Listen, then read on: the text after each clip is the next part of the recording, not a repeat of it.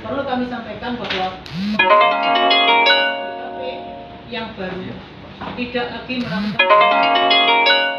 semua aset YKP nantinya akan kami serahkan kepada pemerintah Kota Surabaya, termasuk saham. Tadi yang disampaikan, kenapa sahamnya Pemkot baru 1 juta?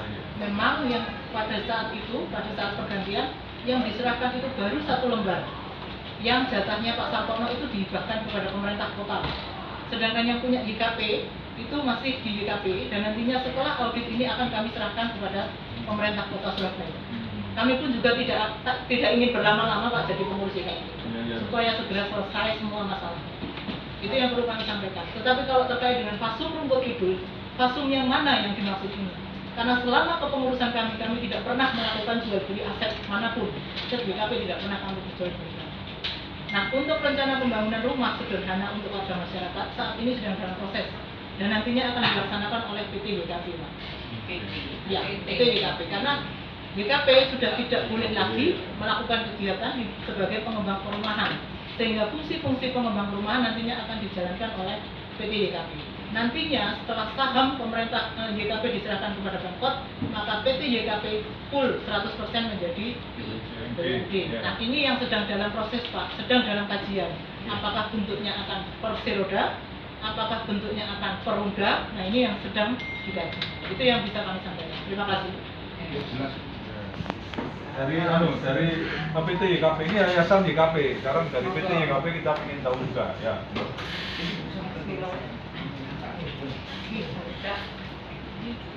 Bismillahirrahmanirrahim. Assalamualaikum warahmatullahi wabarakatuh.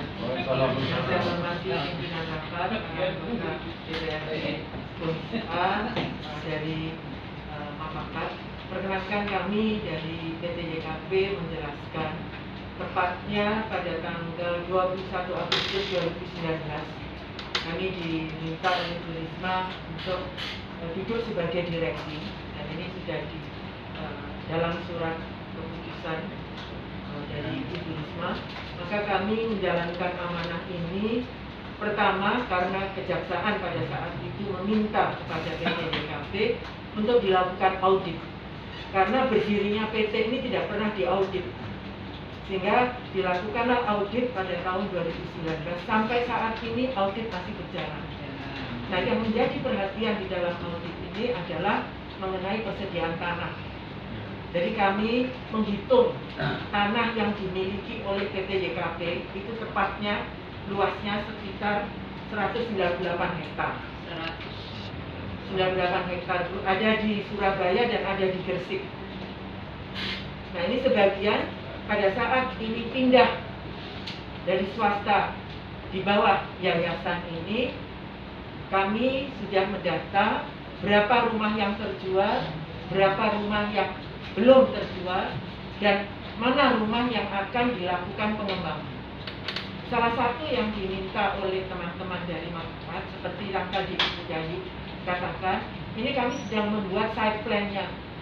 Mau ada rumah susun, mau ada rumah flat ini ya. Karena pesan Ibu Wali adalah jangan lupa untuk memberikan penjualan rumah bagi masyarakat MBR, bagi masyarakat yang belum mempunyai rumah di utama.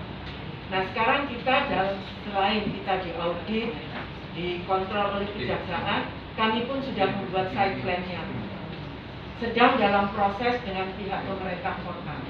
Akan ada Pak rumah yang memang kita alokasikan untuk masyarakat, supaya masyarakat bisa membeli rumah.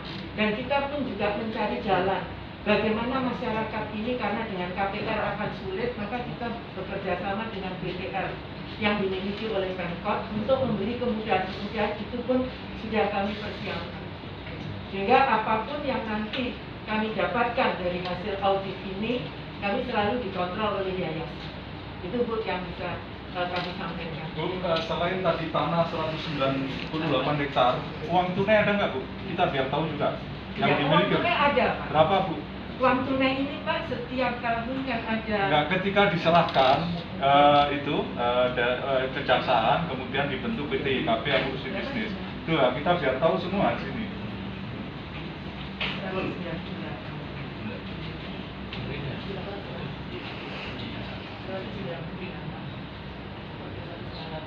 soalnya kan sampai triliunan kayak gitu. Ya, jadi Pak, aset tanah tadi saya ceritakan plus uang ya. Iya. Uang pada saat itu sekitar 150 miliar. Sekitar Pak ya, nanti saya cek Pak, ini lagi dicek. Ya. Oh, terus yang berikutnya, kami rasa Ibu ini namanya siapa Bu? Dan dari direktur. Saya Ibu Rosita Pak. Ya. Saya sebagai direktur di PT JKP. Direktur tunggal atau ada direktur? Hanya satu Pak, direksi. Oh, iya. Kemudian di bawahnya itu ada. Kenapa kira-kira kok panjenengan yang dijadikan direktur? Mohon maaf, kira-kira pertimbangan apa? Ya kan?